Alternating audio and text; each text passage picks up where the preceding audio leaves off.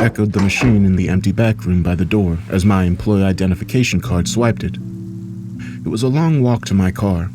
The restaurant I worked at was right on the beach. Basically on the water. Maybe 200 feet of coast separated the mangrove from the Atlantic Ocean, or probably even less. This meant I had to park pretty far away, because the only parking spots by the beach were paid parking. As usual, I wandered through the street-lit beachside town across silent roads to my Toyota Camry. But don't let the silence and inactivity of tourists fool you. An hour ago, I was up to my knees in orders, though we were only open till 9 on Tuesdays. And with the mangrove closed, pretty much everybody cleared off the beach. After all, we were open later than anything else out there in my puny town. I was still sweating from the busy night as I reached my car. It was covered with dew as the cool night air replaced the sweltering beachside heat of the day, and I leaned against the driver's side, pulling out my tips from the night. I thumbed through the bills, then added the tips I'd received on credit in my brain. $174. I nodded, pleased. Pretty good. I stuffed it back in my apron and got in the car. Now the usual question hit me. What the hell am I going to listen to? I went to Spotify and scrolled through my playlist, trying to find a song I was in the mood to hear. I'd heard all of them 100 times, though, and the radio wasn't any better. The only stations in town were pop and country, and I didn't want either. I sat there for probably about 5 minutes before I decided it didn't matter and just wanted to go home. But then I decided to check YouTube. Lots of niche music pops up on there, and maybe I'd find a hidden gem. But after a little longer searching, I determined the 25-minute drive in silence was preferable to wasting my time in the parking lot. I then noticed something under the recommended section. It was a live stream of music called Relax FM. I shrugged. I pressed it, and a moment later, a song I'd never heard before met my ears. I couldn't tell you the name, but the sound, it was haunting. The somberness of the piano captivated me, thematically and ever so slightly out of tune. And as the song went on, the strange ambience of the instruments and the singer's pained falsetto pulled me in. Damn, what is this? I thought. I like this. And just like that, my 25-minute drive home was filled with the quaint music of Relax FM. It played a mix of lo-fi hip-hop, smooth jazz, piano music, and on occasion, an acoustic song. Most of the music wasn't popular. I'd heard almost none of it before. Since I felt like I'd heard every song in existence on my way home from work, this was quite the relief. When I got home that night, I was already addicted to it. My parents and brother were already asleep, and I swung by the kitchen, microwaving a bowl of ramen before heading up to my room. I sat behind my desk, blowing on the noodles to cool them down before I logged onto my computer. I pulled up Relax FM. Now that I wasn't driving, I noticed the video. On the screen before me was a picture of a girl. She had long, dark black hair and bright, calm blue eyes. Her skin was pale, like she'd never left the room in which she was pictured. And she was leaning back in a chair, wearing a midnight blue crop top and black shorts. Her hair draped over her shoulders, coating her back as she relaxed. Her room was mostly normal, except for the fact outside the window on the left side of the screen, one could see she was in outer space. The moon was off in the corner, and the sky was alit with twinkling stars. The walls were metallic sterling, but were coated with posters here and there, and a lamp sat on the nightstand, cascading the room with a tranquil yellow glow that clashed with the blue light coming from the galaxy outside. It was almost a still picture, but parts of it were slowly moving. She blinked now and then. Also, she was typing on a keyboard at her desk. If I listened very, very closely, I thought I might be able to hear her fingers tapping the keys. The stars outside were twinkling, and you could see the girl's stomach rise and flatten with every breath. I noticed on her desk was a book labeled Andrea's Diary. I sighed, studying the video. It was soothing to look at. Though this was obviously a hyper-realistic animation, the way she moved on occasion, like adjusting her seat or brushing her hair with the side of her fingers, made her almost seem real, like I was looking through a window into her room. I noticed a radio in the back of the room, as if the music playing from the video were coming from it. I'm glad I found this, I decided as the music lulled me into drowsiness. At last, I shut it off for the night and climbed into bed. The music I'd heard that night swirled around in my head, and I fell asleep in no time. That was the beginning of the very strange turn my life took. It started out so normal, just me listening to music on my way home from work. I didn't think it could have become so strange. As the week went on its slow progression to Friday, whenever I'd get out of school, I'd listen to Relax FM on my way to work. I didn't really listen to anything else anymore. It was like it hypnotized me or something. And speaking of hypnotizing me, Andrea, the girl in the video, she was starting to feel like someone I knew. I know this is embarrassing, seriously, but I was pretty lonely at the time. I had my best friend, my parents, and my younger brother, and that was about it. I didn't have any girls in my life, and I contribute that mostly to how I was starting to feel. Most of the time, when I wasn't listening to the station, I tried to ignore those awkward thoughts. The idea that I was starting to fall in love with a girl in a video, but when I was alone in my car, on the peaceful drives home from work, or awake in my room late at night, lying in bed listening to it, I couldn't deny it. I felt like I was getting to know her, like the songs were her, and they made me feel good, so it was like she made me feel good. Yeah, it's cringy, I know. That's what loneliness does to a man. And trust me, I wasn't thrilled about this, and I really tried my best to pretend it wasn't happening, but Andrea, that girl in the video, she was pulling me in, and I couldn't help it. I started feeling so weird that I looked into it myself, the science behind how a rational human being can feel an attraction to a character in a TV show or book. From what I could find, your brain doesn't really determine the difference between characters and people, between pixels, pages, and skin. Your brain is pretty easily fooled. Think about, for instance, the main character of a show you watched growing up. When you think back to that character, you feel like you love them, almost like they're your friend, but they aren't real. They never were. And you know that, but you still love them. You literally love them the way you love your real friends. At least subconsciously you do.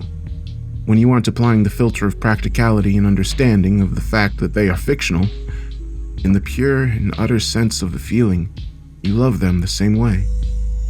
The same thing with your favorite couple on a TV show. You found them adorable, and when they kissed for the first time, you felt butterflies in your own heart. Sometimes you think to yourself, I wish I had a relationship like that. But they don't have a relationship. They aren't real, and neither is their love. However, your brain can't tell the difference. That was kind of how this was.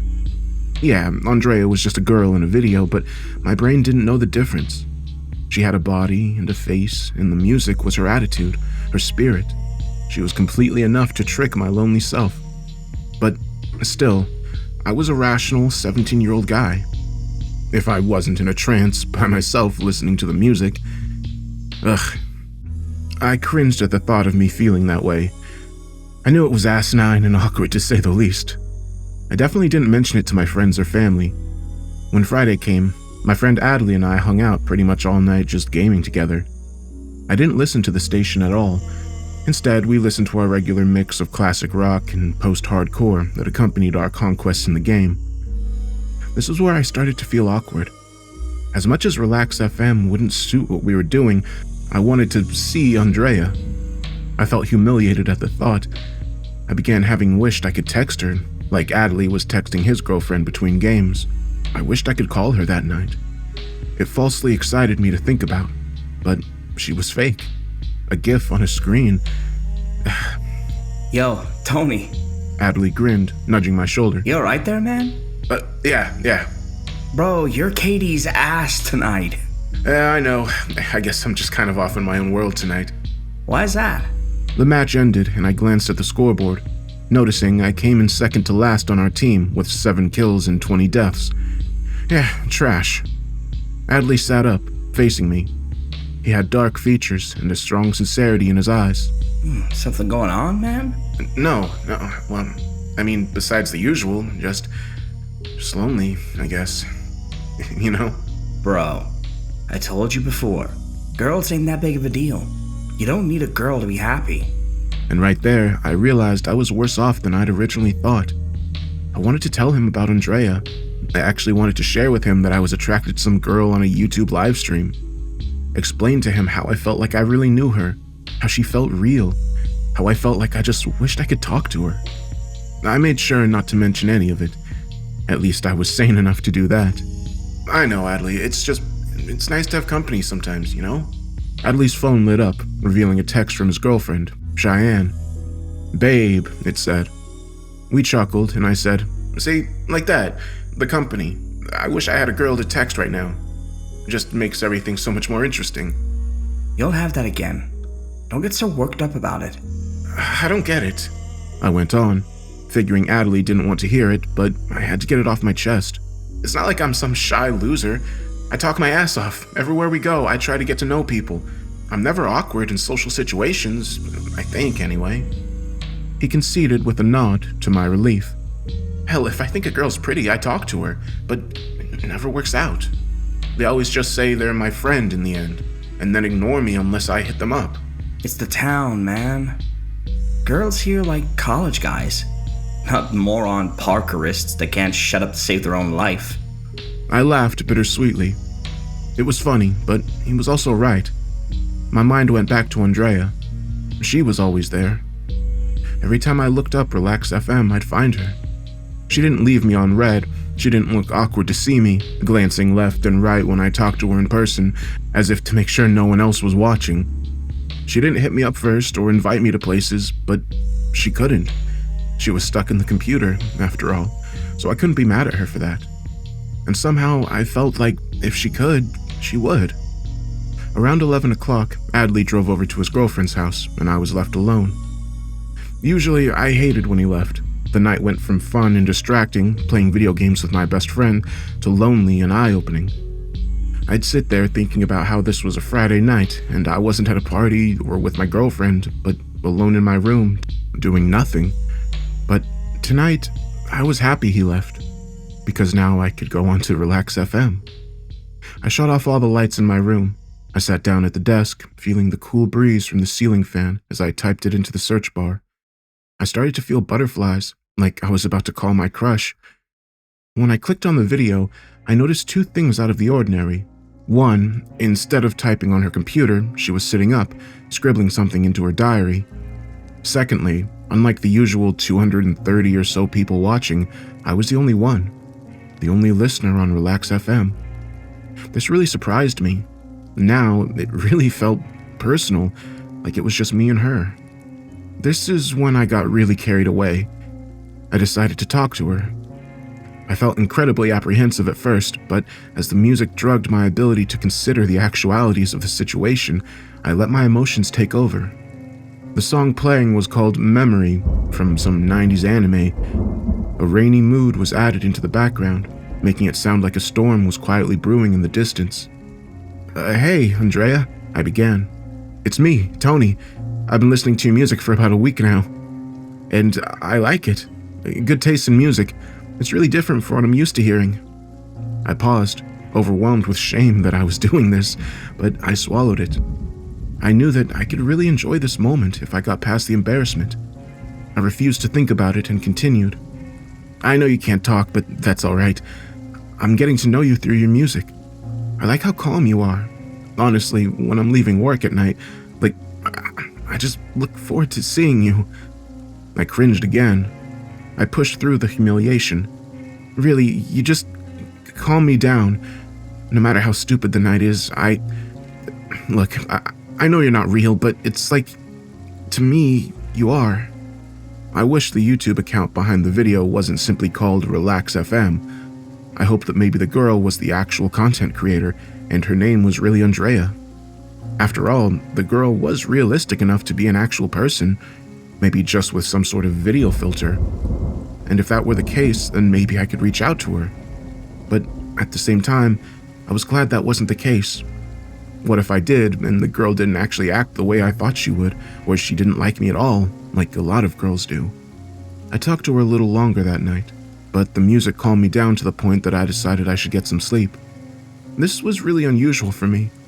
Most of the time I'd be up well into the night on the weekends, bored and watching YouTube videos to get my mind off life, but Andrea had relaxed me to the point that I just wanted to lie in bed and dream about her.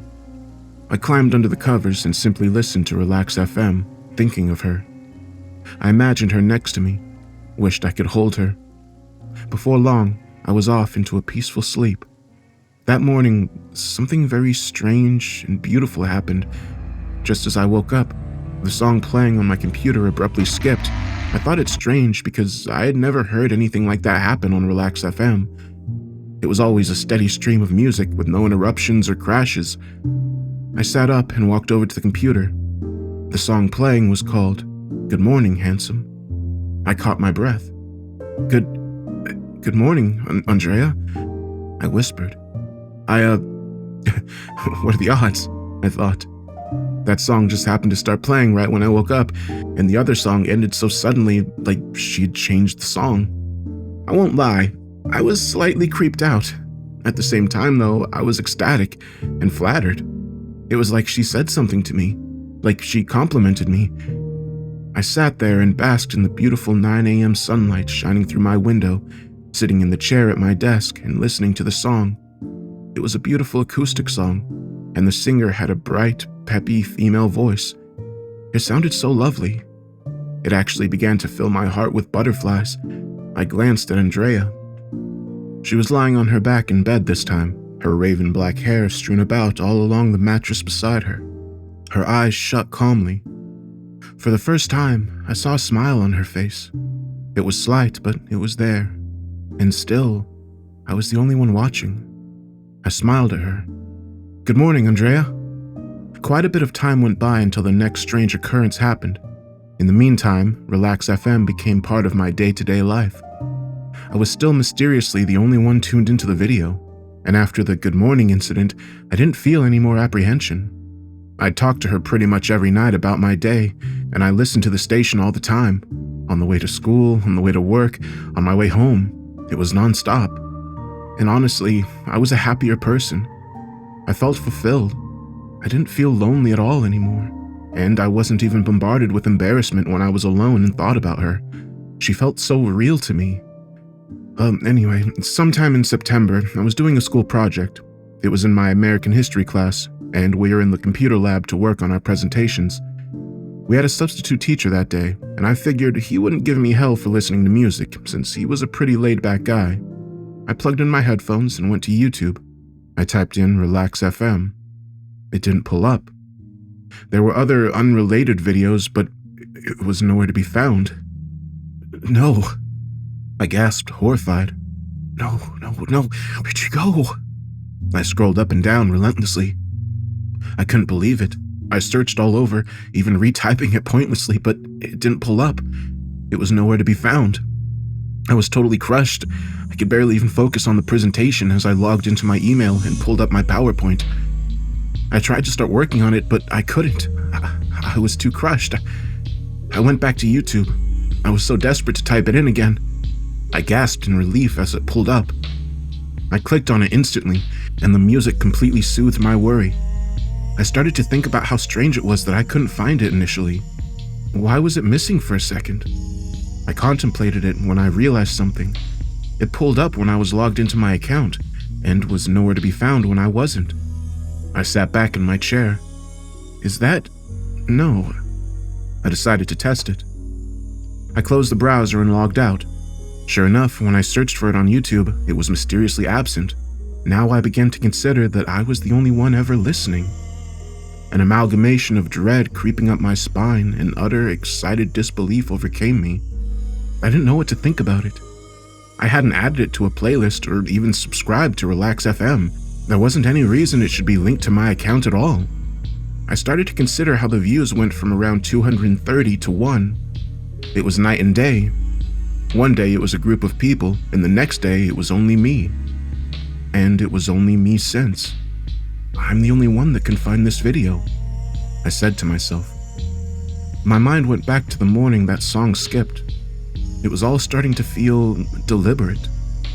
I'd never felt such a duality in my life. A good part of me was absolutely terrified. I started to almost feel watched. And then another part of me was beaming. It was like Andrea was real. She was influencing reality. She was part of real life. I now started to think that I should tell Adley. But would he get it? Well, maybe I'd just not describe how I felt about Andrea. I'd just tell him about it objectively and see what he thought. That afternoon, we met up after school. It was a rare day off from work, and we did what we usually did on weekend afternoons. Parkour. We drove to his house after school, each in our separate cars, and he left his in his driveway so we could head downtown in mine. He played some upbeat music on the radio, and it was the first time I hadn't listened to Relax FM in my car in God knows how long. When we got downtown, we parked off by the train tracks, and our spree began. We darted through the alleys like phantoms, jumping off walls, scaling pipes, tic-tacking over trash cans, and rolling onto concrete from falls. We made especially sure to always look out for cops and store owners, but there wasn't a lot of either on this side of town. We were just at the outskirts of the ghetto, and the buildings were a run-down parkourist paradise. At last, around 7 o'clock, we took a break on the roof of the community event building. It was a pretty large structure reserved for local functions, community meetings, and the like, and stood 4 stories off the ground. We each bought sodas from the gas station down the block, and didn't open them for a little while so they wouldn't spray us, considering how shaken up they'd gotten. As Adley opened his Dr. Pepper and took a fresh swig, I figured it was time to tell him. "Hey, Adley," I faced him. "Can I tell you about something kind of weird?" Yeah, sure, man." He nodded, wiping soda foam from his lips and his jacket sleeve. "So, I've been listening to this station on YouTube. It's called Relax FM. I found it on my way home from work a while ago. I've been listening to it pretty frequently." "So, what about it?" "Well, some weird stuff's happened since I started listening to it. Okay, so when I first found it, there was a little over 200 or so people watching it at any given time. But then one night, all of them stopped watching. I was the only one." "Huh?" "Yeah, weird, right? I was the only one watching, and no one's ever watched it since. It happened overnight." "Yeah, that is weird." "Well, it gets weirder. So the other day, I tried to pull up the video while I was at school, working on a PowerPoint for Björk's class, and I couldn't find the video. I gave up and logged into my email to start working on my PowerPoint, then searched for the video again, and boom, there it was. First result." "So, you couldn't find it until you searched on your account?" Yeah, and okay, so this one morning, I listened to it when I went to sleep, and, well, it was still playing when I woke up, but right as I opened my eyes, the song instantly changed. I walked over to see what song was playing, and dude, it was called Good Morning. He started to chuckle. "What, man?" "Tony, come on. Yeah, I mean, it's a little weird, but not that weird." "I don't know, I think it's pretty strange. Why am I the only one who can find it? If they made the video private, I'm not even subscribed. And it just happened overnight. No one listens to it but me." Yeah, that is a little bizarre. You hear anything weird while listening?" "No, just really peaceful music." Well, don't get too caught up in it then. I'm sure it makes sense somehow. I didn't like that it was starting to creep me out. I really liked the way I felt about Andrea. I decided that Adley was right, and there wasn't anything going on worth worrying about. I should enjoy the coincidences, because they made me feel like Andrea was really there. Sure enough, I continued to listen to the station daily. Andrea seemed to be livelier and livelier as time went on. When Halloween passed, she was dressed up like a black cat the entire day. She looked so cute. Now, with Christmas coming up, she was dressed like an elf. The coincidences with the song names didn't stop either. Sometimes it'd say something like, "You look beautiful today," and the next song would be something like, "You're too kind." Or I'd tell her I was having a bad day, and all the songs would be about cheering the listener up. One time, I told her I loved a song called On My Way Home, and what do you know, it was the very next song that played. And I found her doing things more too. Instead of just staring her icy blue eyes into her computer screen while lackadaisically typing her keyboard, like when I first logged on.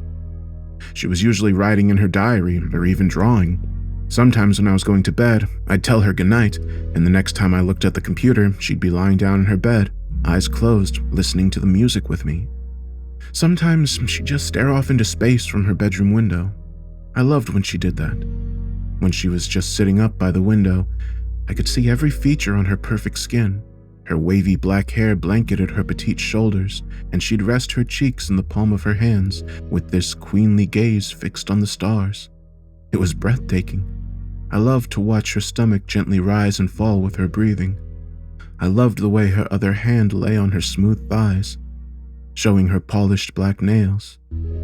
I wanted nothing more than to sit in the chair next to her, throw my arm around her shoulder, stare at the stars myself, and just listen to the music with her. I was in love. Yeah, and I don't regret it either. It was beautiful being in love with Andrea. She intoxicated me. She had this way of just pulling me out of reality into the stars with her. She'd make me feel this warmth all over my body, like the summer sun was rising from my very heart and warming me. It's something no tangible girl ever made me feel. When the school year was almost over, I'd formed such an attachment with her that I even mentioned it to Adley. I couldn't contain it anymore. I told him how she made me feel and how I felt like she was really there, even though she was obviously fake. Which I didn't know if I necessarily felt that last part, but I said it to him so he wouldn't be too concerned. He was a little uncomfortable about it, but supported me anyway, and would even jokingly call her my girlfriend, which I loved. On prom night, to my shock, instead of her usual crop top and shorts, she was adorned with a luxurious black dress. She looked, somehow, even more gorgeous than usual. She had these big pearl earrings in, and her eyes were just glowing. That whole night, the only thing that played on Relax FM was slow dance music. Damn, I wished I could dance with her. The day I told her Adley knew about my feelings, she was sitting at her desk on the computer. The next time I logged in, she was drawing. That night, I noticed something on her bedroom wall. When she was lying down to sleep, among all the posters and pictures, a heart was drawn, and in the middle it was A and T. It took my breath away to see that. I wondered if it had been there the whole time, so I looked at some of my screenshots that I'd taken of her. It wasn't there in any of them. It was new.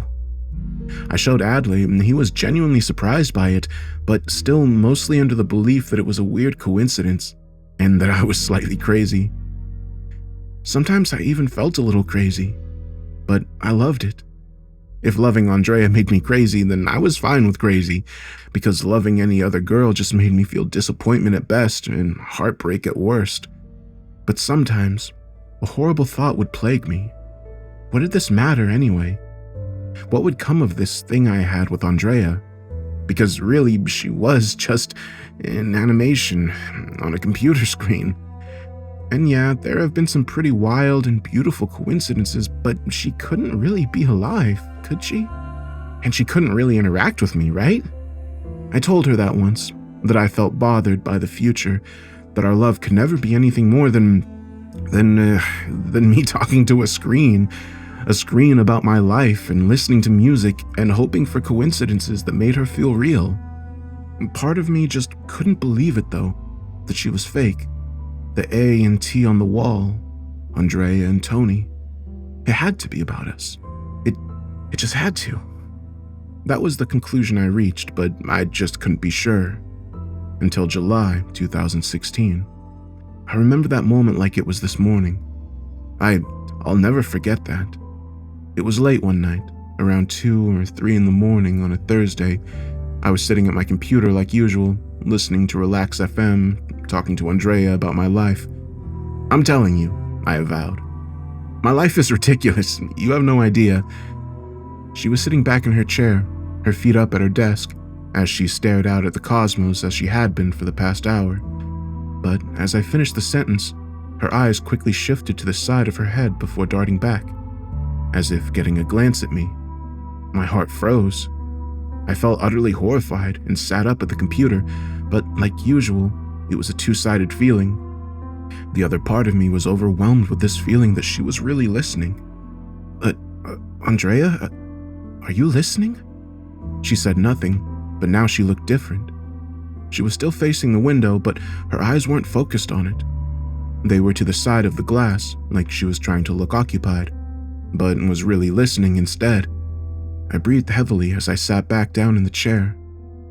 Andrea, well, I'll continue. So, I noticed she was curling her left hand like she was anticipating something. I'd never seen her make a movement that subtle, that irrelevant to the animation she was doing.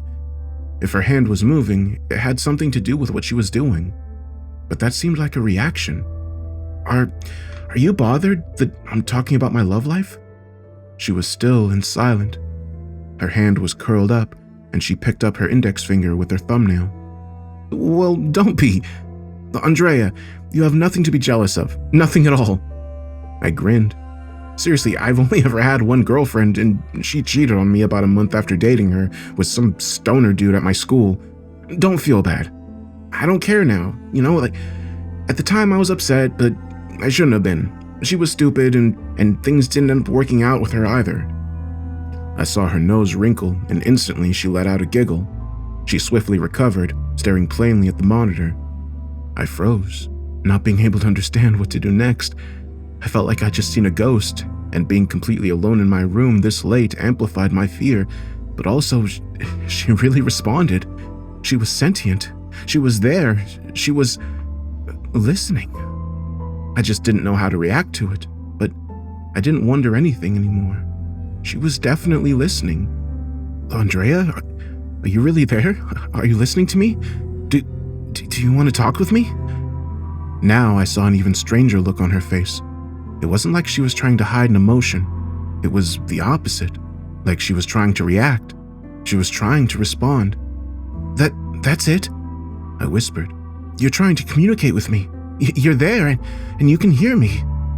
But you're bound by something that keeps you frozen, unresponsive. But sometimes, somehow, you can control yourself. You can show me that you're there. I smiled, realizing she didn't swiftly turn her eyes away in hopes I didn't notice. She turned her eyes away because the power took hold of her again. I love you. I'm not going anywhere. I smiled tenderly at her through the screen. My life has been blessed ever since I found you. I know you want to talk with me, and I don't know what's stopping you, but I'll never doubt you again. I know you're there, and I'm not afraid. I'm not scared of you. I love you. I was overwhelmed with emotion as I noticed a tear slowly streaming down her soft cheek. Andrea, don't cry, I soothed. I froze as the next song played. It was called I Love You. Now I was tearing up. I shut my eyes, resting my head against the computer screen.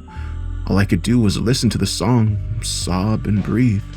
All I could guess was that she was some kind of spirit that I couldn't comprehend, manifested in cyberspace, speaking through the language of music. And sometimes she was released from her spell and could break through the fourth wall, writing something indisputable on the wall or swiftly changing the track to something relevant to show that she was sentient. But other times she was bound by whatever power existed over her, and all she could do was exist in a limited frame and hope I didn't go away. Well, I wasn't going anywhere. I knew I couldn't tell Adley any of this. He wouldn't believe me, and neither would anybody else. And you know what? I didn't care. Not one bit. I was so happy to have her to talk to at the end of every day. I loved her music, the language she used to speak to me. Through her language, we conversed every day. On July 10th, I got a letter in the mail. The college I'd applied for accepted me. I was speechless, and the first thing I did was run upstairs and show her the letter. I ran downstairs and showed my mom. When I came back up the stairs, her usual blue crop top and black shorts were replaced with a red jersey and silver shorts. She was smiling smugly, looking out of the window into outer space. My school colors. I smiled at her. Most of the summer, I spent either hanging out with Adley or sitting behind the computer listening to Andrea's music. Her voice. Sometimes I'd just go on drives and enjoy it, talking with her from time to time, and other times focusing on what she'd had to say. We'd even taken up the habit of watching movies together. I'd play a movie on the computer, and she'd be facing hers, and I knew in my mind that wherever she was watching it too. But nothing too surreal happened again since that moment on July 6th. Though I felt fulfilled by her, there were times I was just overcome with longing. I wanted so badly to just be able to hear her voice, her laugh. I bet it was gorgeous, the prettiest laugh I'd ever hear. And if her laugh alone could give me butterflies, I could only imagine what her voice sounded like. It was so unfair that we couldn't really talk, or hell, that I couldn't hold her hand, that I couldn't really take her to the movies, that I couldn't pick her up from her house and have a dinner with her and her family and really take her to prom. It was miserable to consider. All I wanted was just one moment to really feel her skin, to be with her. On the day of August 8th, the summer was almost over. I was shipping off to college on the 11th, and it was my last Friday in town. I couldn't wait for the long, exciting nights of partying with Adley laying ahead of me, and most importantly, I was ecstatic that Andrea would be coming along for the ride with me. That night, on the 8th, I found myself lying on the roof of the local church, looking up at the stars and listening to Relax FM. I imagined Andrea's spaceship hovering around somewhere in the Milky Way, wishing I could just get beamed up into it. Andrea, I smiled. I wonder if you're up there. If you are, you gotta beam me up to you. I wish you'd beam me up to you so that we could spend the night together. That'd be amazing. I yawned. I was getting a lot more tired than I thought I would. So tired, I figured I'd take a nap before the drive home. I didn't even remember to set an alarm on my phone before I dozed off. And then it happened. I don't know if I was dreaming or not. I felt so awake. I was ascending into the night, surrounded by stars. The large, yellow, milky harvest moon was glowing with grandeur over the moonlit Florida groves, and I could feel the cool night air on my skin as I went higher and higher into the sky. At last, I could make out my destination.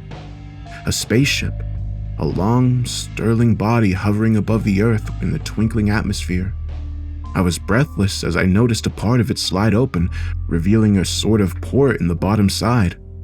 I reached the entry, hovering into the spaceship, and it shut underneath me. Now I could see light down a very long, luminous corridor. At the very end of the hallway was a door. Underneath the door, flecks of yellow and blue light shimmered, painting the silvery walls around it. I walked over to the door, my hands trembling, my heart racing. My footsteps echoed softly in the corridor. But as I approached the door, I began to hear another sound. Music. There was no mistaking it. Relax FM. Now I was within 20 feet of the room. I could see words hanging from a sign on the door. The handwriting was all too familiar. It said, Andrea's room. I reached the door. Standing before it, my heart was fluttering, and my mind was racing. It slid open. An aroma of perfume met my nose, and I saw with my very eyes the same room I'd glanced through my computer screen for the last year of my life. I even saw the left side of the room that I couldn't usually see due to the angle. It was all there, right before my very eyes. And there, looking out into the shimmering night sky, was Andrea. She wore a midnight blue crop top and black shorts. Her gorgeous black hair streaked down her back and shoulders, and her flawless face rested in her smooth palm. I'm here. I began to chuckle, feeling a tear run down my face. Andrea! I heard her begin to giggle, the same giggle I'd just heard once before. She turned around. My heart stopped. For the first time, those perfect blue spheres of vibrant ice were locked with mine. She wasn't looking anywhere else. She was looking at me. She jumped up, running over to me. Before I knew it, her arms were clasped around me, and she was embracing me in a hug. I could feel her body warmth, her breath, her tears as they began to glide down her cheeks and onto my shoulder. I was crying too. We just stood there holding each other. I don't know how long that moment was. Time seemed to be non-existent during it. We were just suspended there in that moment, in that room, embracing one another. And then she stepped back and faced me. Tony. I couldn't believe how her voice made me feel. It absolutely intoxicated me, like fine wine or a view of Earth from outer space. It was incomprehensible to really hear it. Listen, you need to go back now, okay, my love? No, I shook my head. That was too short. I need you to leave, Tony. She looked very serious, though also deeply saddened by the thought. Tony, you need to leave now, love. I don't understand, but... Okay, Andrea. I acquiesced. She stared into my eyes one last time. Please promise me you'll never leave me, Tony. Her voice carried a slight tinge of desperation. Of course I'll never leave. I'm not going anywhere. I'm yours. I promise I'll see you again, she assured with a poignant whisper. A tear streaked down her face. Slowly, her arms folded around my lower back, and before I knew it, she was holding me against her, kissing me. Our teary cheeks touched. Then she pulled back. She shivered. Her polished black fingernails traced up the wall on the left side of the room, reaching a button that had always been out of frame. Her palm rested on it. She looked down and shut her eyes. She pressed it. To my horror, the window launched open, and a vacuum force ripped me across the room. My hand slammed into the window pane on the way out, sending a shockwave of pain through my knuckles. I let out a shriek, but the moment I left the room, I was silenced. I was terrified as my body spun wildly, seeming to drift out into nowhere. Then I noticed the Earth was getting closer and closer, and before I knew it, I was back in Earth's orbit, and my spinning slowed to the point that I was still. I no longer sensed the freefall. Now it was like as if I were hovering down peacefully, and I could feel the cool night air on my skin again. When I began to make out my town and I realized I was above it, a strange, overwhelming exhaustion came over me, and before I knew it, I was unconscious. Hey, are you alright? A voice met my ears. I opened my eyes, feeling the inception of a cluster headache as the sunlight ignited my pupils. I could make out a figure standing above me. Huh? He's responsive. He spoke to someone, and the next thing I knew, I was being put on a gurney. Now I was a little nervous. I looked around and realized that, to my awe, I was outside the courthouse. That was at least an hour walk from the church. My car was nowhere to be seen in the area. How the hell? I pondered aloud as they put me in the back of an ambulance. You're okay, Anthony. The EMT assured. Just take a deep breath or two for me. Do you know where you are right now? It looks like I'm at the courthouse. I was at the church last night. You don't know how you got here. He asked as the door shut and the vehicle started. It was at that moment that I could remember being expelled from Andrea's room into the galaxy. And I wasn't telling him that. You seem to be pretty cognizant, Anthony. But is it Anthony, or do you go by something else? Tony. Tony, I'm going to ask you this to cross my T's and dot my I's. Do you know your birthday? When I answered his question and he knew I wasn't delirious, he began trying to walk me through the events of the night. I told him everything, except for the part about being pulled into outer space to meet my digital girlfriend.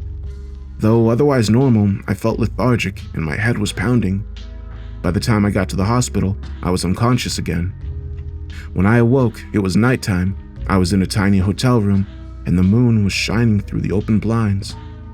My mother and brother were there and jumped up to greet me as I became conscious. I told them I honestly didn't remember anything. One moment I was on the roof of the church, and the next I was waking up by the courthouse. The family seemed worried, but more just relieved I was okay. Then another man came into the room. When he entered, my mother nodded. She gave me a hug and said that he had some questions for me, and she'd be right outside. Like you'd guess from a 14-year-old, my brother tried to scare me by telling me he was from the Men in Black or something like that. The man was dressed in a suit and tie. He sat down in a chair by my bed and pulled out a badge. I'm Agent Miranda with the CIA. He spoke casually. I need to talk with you about something, Tony. Yeah? What's up? Don't be nervous. You're safe now. Safe now? I wondered. Was I in danger before? Tony, I'll tell you straight. You were the victim of psychological warfare. You were part of an experiment. What do you mean? Are you familiar with a project called MK Ultra? Yeah, a little. It was an old project the CIA undertook back in the 50s. Nothing we're proud of today. The purpose of it was to lessen an individual's will to withhold information during interrogations, namely through mind control. Mind control? Yes. We abandoned the project in 1973 and have done no work with it or like it since. However, it seems that someone has been studying our work and implementing it again in the States. What do you mean? One of the experiments we undertook at the time was called Mona Lisa. It began with sensory deprivation. We'd lock a man in a room for extended periods of time with no access to light or sounds. He'd be fed 3 times a day, and that was it. The only thing in this chamber would be a television screen, which was off. Then, one day, about a week in, the television screen would turn on. There, on the screen, would be a girl. Feminine, attractive. A very satisfying image to the man who'd been locked away from civilization for a week. See, we were using nature's hypnosis, the most powerful, manipulative force in the universe. Love. Attraction and love. She'd be mostly still. She'd be sewing or talking on the telephone, and there would be soothing music in the background. And somewhere in the room would be the woman's name, to increase the familiarity the man had with her. The men would begin to form relationships with these women. Though the Mona Lisas didn't converse back, the men, who were lonely and helpless, confided all of their suffering into these women. After around a week, the Mona Lisas would begin showing faint signs of attention to the prisoner. Occasionally, they'd glance at him or giggle at a joke. The men were ecstatic at this. These women were the only things keeping them sane, or at least not completely incoherent after a week of sensory deprivation. By the month's end, the men had formed such a trusting relationship with these women that they would tell her anything she asked. The sheer fact that she was speaking to them was enough for them to say anything. See, in their minds, it was as if they'd earned this right to speak with her. The gradual increase of her awareness was something they longed for, and with her talking, they never wanted her to go back to silence. It was like they forgot their mission, their past lives, everything, but the woman in front of them. They were brainwashed. I was silent. It was almost exactly what I'd experienced with Andrea. It seems that someone's uncovered this information and has been experimenting with it again. But they're taking a different approach than we did. Instead of locking someone away in a chamber, driving them to near insanity before captivating them with the Mona Lisa, this person worked a lot more carefully with you. I don't mean to be rude, but they selected a target with limited interaction with females, someone who felt lonely. And though it took a lot longer, eventually, they lulled you into the same state that the men in our experiments reached. I was hypnotized? Brainwashed by some criminal somewhere? So it seems. And they did something with you that even we weren't able to do. They made you walk. Walk? Walking was a term we had for brainwashing a person to the point we could control their movements. In most of our experiments, we couldn't make our subjects walk. It definitely never happened with Mona Lisa. But you, they did it with you. They made you walk all the way to the courthouse from First Baptist. I was silent now. My entire body was covered with goosebumps. We don't know if there's a reason they made you walk to the courthouse. They may have planned on making you attempt to retrieve some document or attack a police officer. Either way, you broke the trance before entering and passed out on the steps. When we found you, your headphones were still in your ears, but the video had been taken down. I said nothing at all. My mind was spinning. I'm gonna talk with you more about this later, but right now, get some rest, Tony. At the very least, though, you deserve to know. He got up to leave, but turned around when he reached the door. Hey, don't be afraid. Now that you know the truth, they shouldn't have any control over you at all. Even back in the old CIA-run experiments, once the men saw real life again, they didn't care much for the Mona Lisas. You're okay. I nodded when he left the room. I couldn't speak. I felt sick to my stomach as I contemplated everything that had occurred. I just couldn't believe I'd been brainwashed. That entire experience I had last night. Was it all programmed? Some sort of forced lucid dream? While I actually was mindlessly walking through the town to the courthouse? It had to have been. I let out a long, overwhelmed exhale, but then I noticed something. I slowly lifted my right hand, studying the knuckle on my index finger. It was purplish, like it had slammed into something.